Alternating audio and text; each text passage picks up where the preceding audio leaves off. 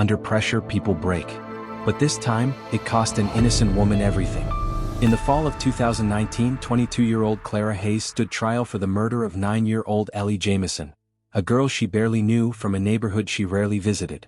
Yet there she was, shackled and silent, as the prosecution played her taped confession for the jury. Her voice trembled.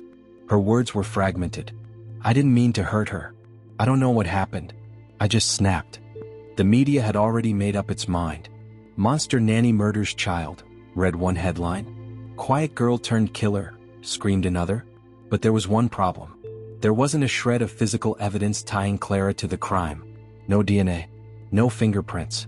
No eyewitnesses. Just a confession, extracted after 11 hours of non-stop interrogation. Rivervale, population 6,000. The kind of town where everyone knew everyone else's business.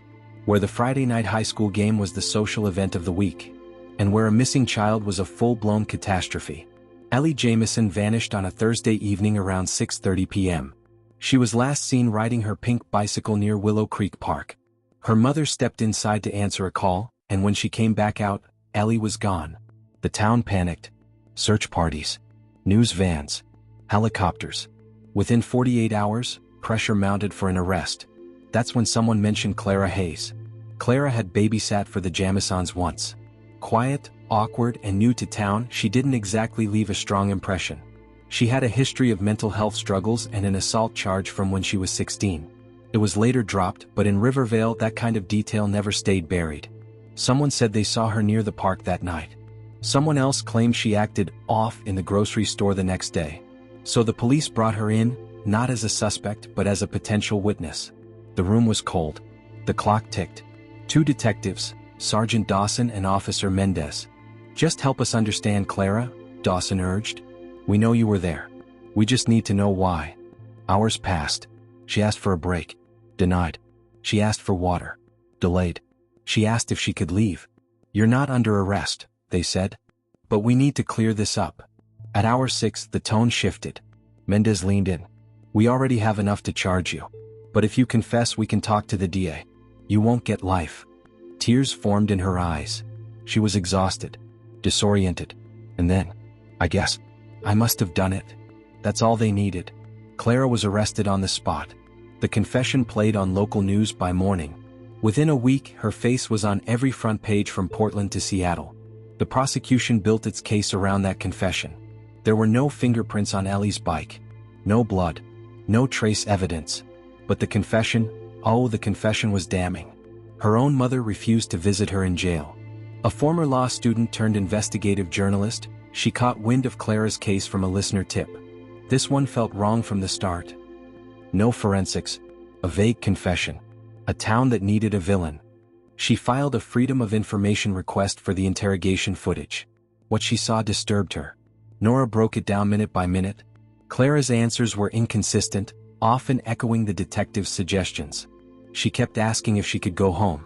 At one point she even said, "I don't remember anything, maybe it was just a dream."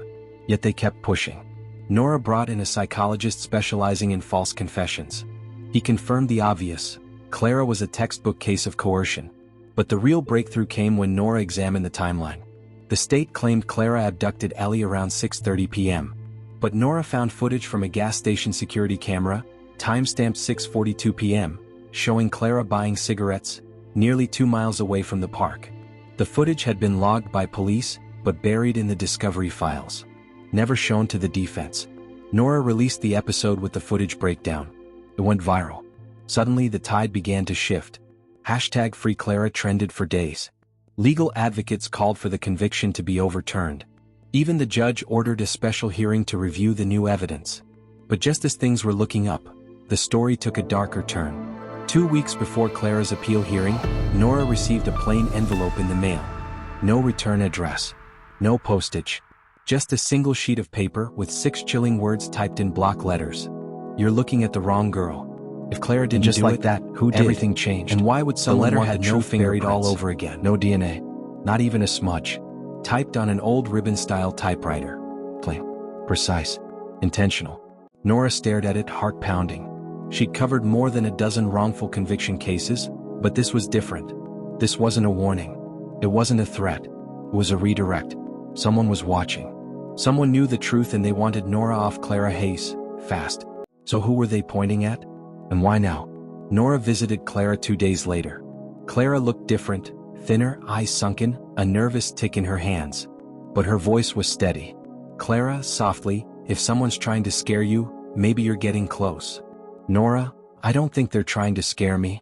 I think they're trying to steer me. That's when Clara said something she hadn't mentioned before. The night Ellie disappeared, I saw someone. At the park. A girl. Standing near the woods. I thought it was just a teenager.